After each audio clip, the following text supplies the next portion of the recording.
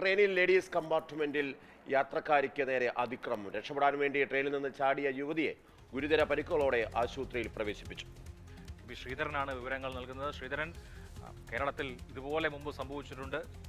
സൗമ്യയുടെ ഉദാഹരണം നമ്മുടെ മുമ്പിലുണ്ട്. വള്ളത്തോൾ നഗർ റെയിൽവേ സ്റ്റേഷൻ ഇപ്പോഴും നമുക്കൊരു നൊമ്പരപ്പെടുത്തുന്ന ഓർമ്മയാണ്. അതേമാതിരി ഏതാണ്ട് അതേ മോഡസ് ഓപ്പറാൻഡി എന്ന് പറയേണ്ടി വരും ആവർത്തിച്ചിരിക്കുകയാണ്.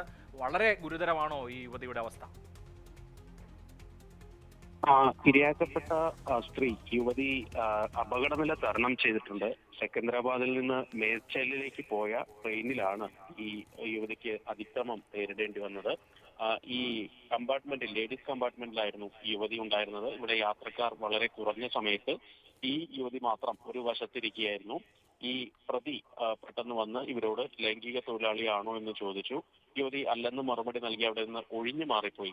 പക്ഷെ മറ്റു യാത്രക്കാരും അവിടെ ഉണ്ടായിരുന്നില്ല. അപ്പോൾ ഈ യുവതിയെ ഇയാൾ കടന്നു പിടിക്കാൻ ശ്രമിക്കുകയായിരുന്നു.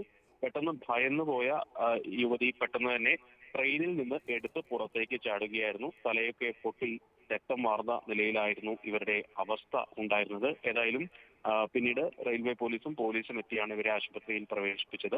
പ്രതിയെക്കുറിച്ച് അറിയാവുന്ന വിവരങ്ങൾ, അതായത് അയാൾ എങ്ങനെയിരിക്കും, ഒരു രേഖാചിത്രം തയ്യാറാക്കാനുള്ള വിവരങ്ങളൊക്കെ യുവതി നൽകിയിട്ടുണ്ട്. പ്രതിയെ പിടികൂടുന്നതിന് വേണ്ടി പ്രത്യേക അന്വേഷണ സംഘത്തെ മേൽച്ചൽ പോലീസ് രൂപീകരിച്ചിട്ടുമുണ്ട്. ഏതായാലും ഈ സംഭവം നടന്നത് വിവരങ്ങളാണ് ശ്രീധരൻ നൽകിയത്.